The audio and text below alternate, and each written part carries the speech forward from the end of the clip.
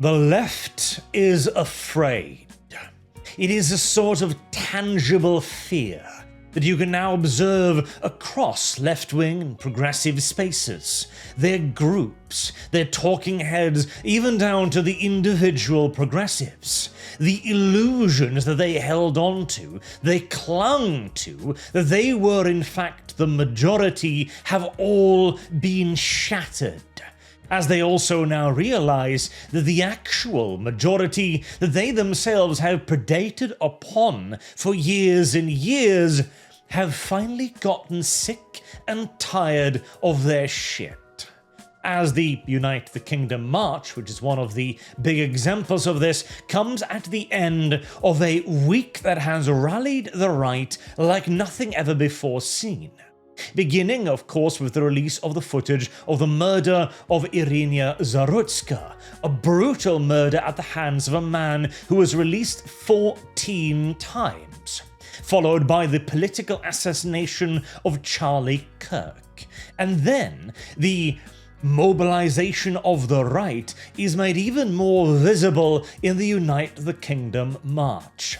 A massively successful endeavour that not only managed to mobilize an enormous number of the English right wing, the Patriots, but also that managed to demonstrate visually, undeniably, the sheer scale and scope of the opposition now mounting against progressivism, against the ritualistic self-sacrifice of the West.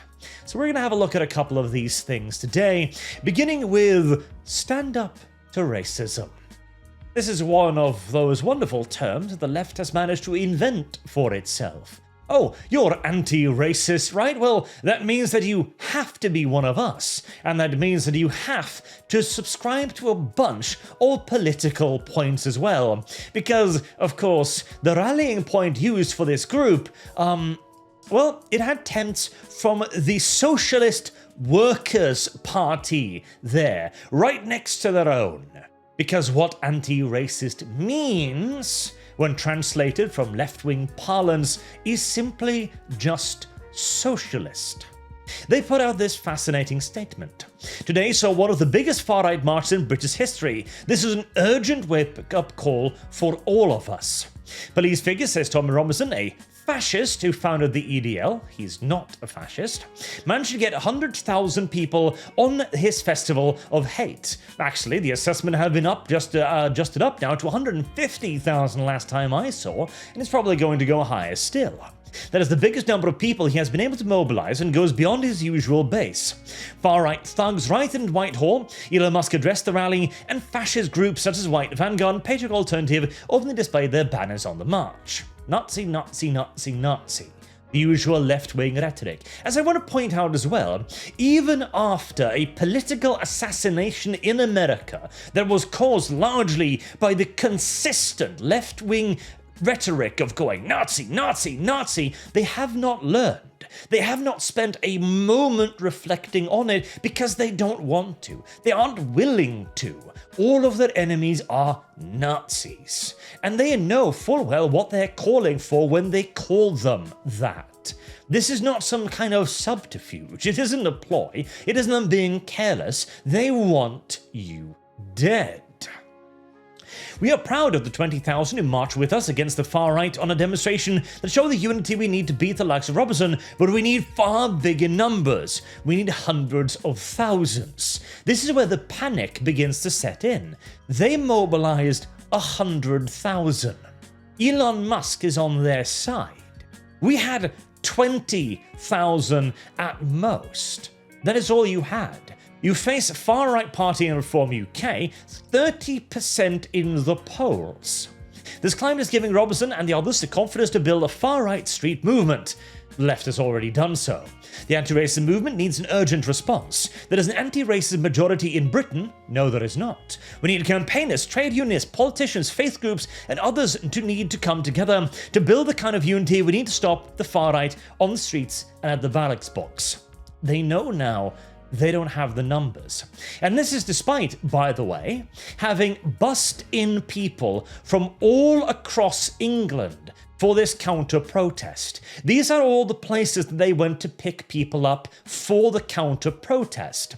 At, I think they mentioned here, £5 for unemployed, £15 wages, £20 solidarity seats, a £15 bus trip from Scotland to London. They were bussing in people as fast as they could, as many as they could, probably paying people to go there. They couldn't mobilize more than 20,000. And now they're sweating. Holy shit! Even mobilizing as hard as we we can't even get a quarter of the far right. And this is also visible across other individuals, like John McDonnell here, for example, a Labour MP. Yesterday in London was a wake-up call. Progressives in all our political parties, trade unions, religious bodies and civil society groups need urgently to start talking together about the campaign, need to tackle the rise of the far right and the organisational form that should take. The message has gone out. The collectivists have all been instructed by their paymasters to create some sort of alliance, because together they are weak, together they are insignificant, and they're going to need a lot more of them if they're going to stand a chance.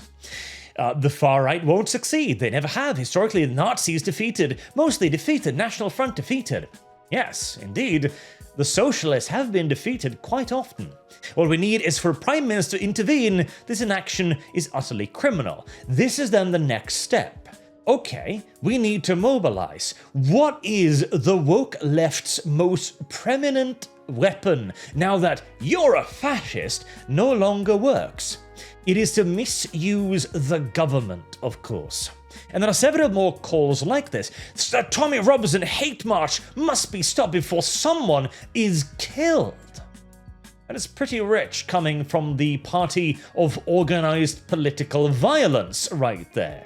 That is pretty rich coming from the side of political assassinations right there. And this also, from calling for the government to crush their opposition, then comes on a desperate requirement to try to justify this. Why are they calling for the state to repress their opposition?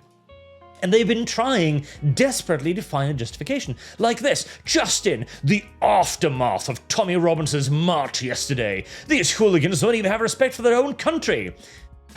And I love that, by the way. Their own country. Sulaiman Ahmed knows very well that it's not his. And look at this. This is the outrage. This is the aftermath. After 110,000, 150,000, probably more people passed, this is nothing.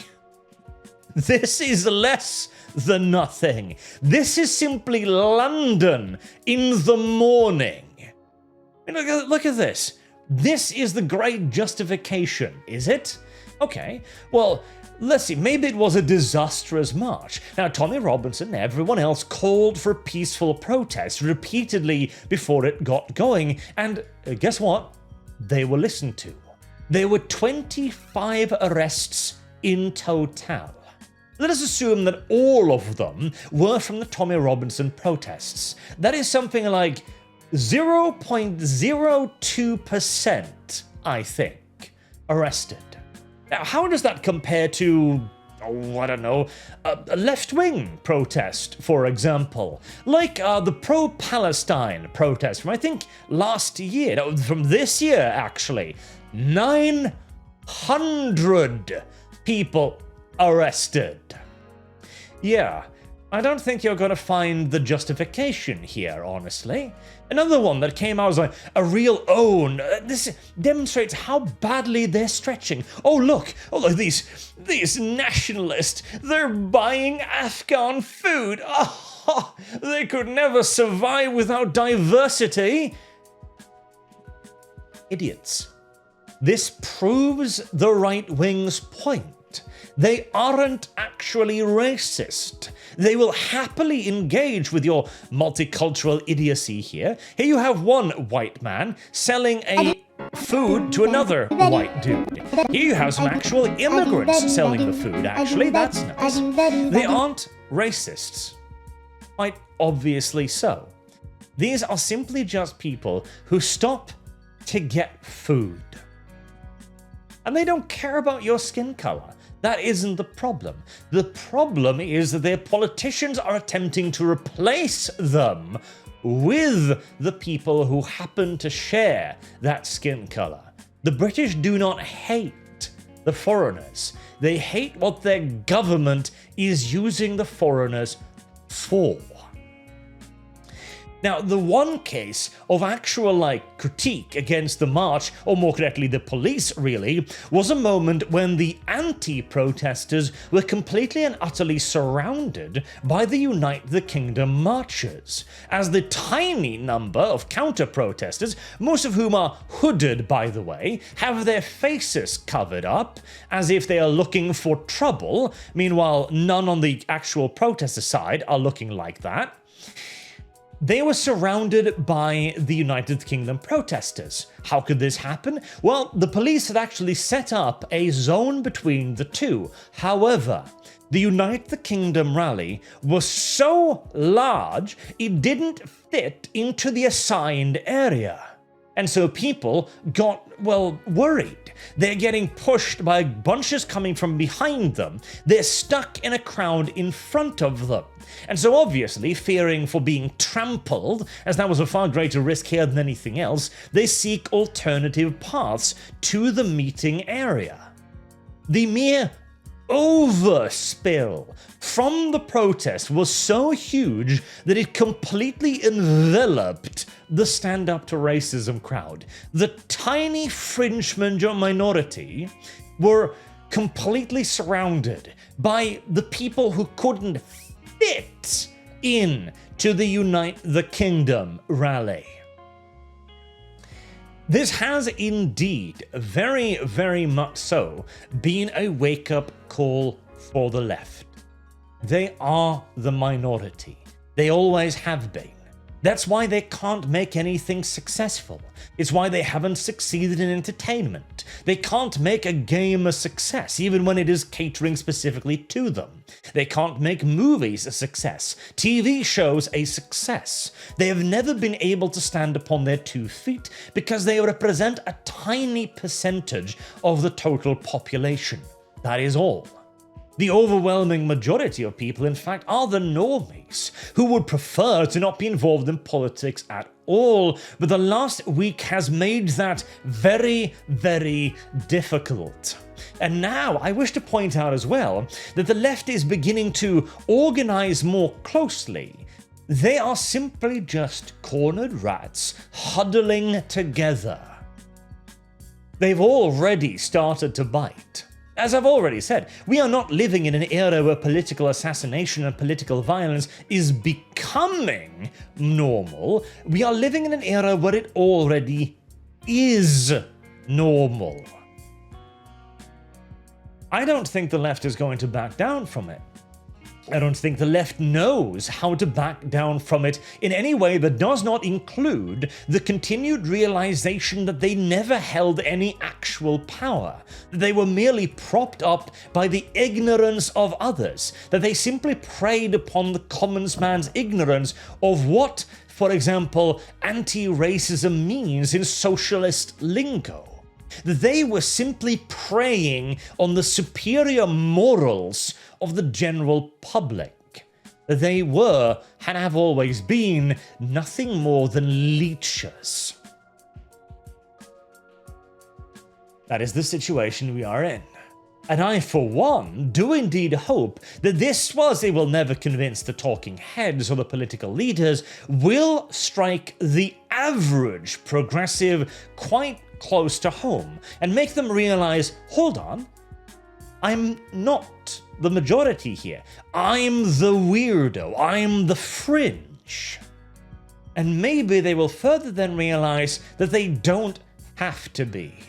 That they don't have to subscribe to a series of ridiculous notions about men being women and vice versa. That they don't have to accept that their nations will have to commit a slow, strangulatory suicide being crushed underneath a weight of an endless stream of economic migrants. That is the hope. Now we will just have to wait and see, won't we? I, for one, am still optimistic. I always have been. And I think demonstrations of simple might like this is a fantastic way to start. Until next time, I've been Arch. Thank you very much for watching. I do hope to see you all again soon. Till then, have a good day.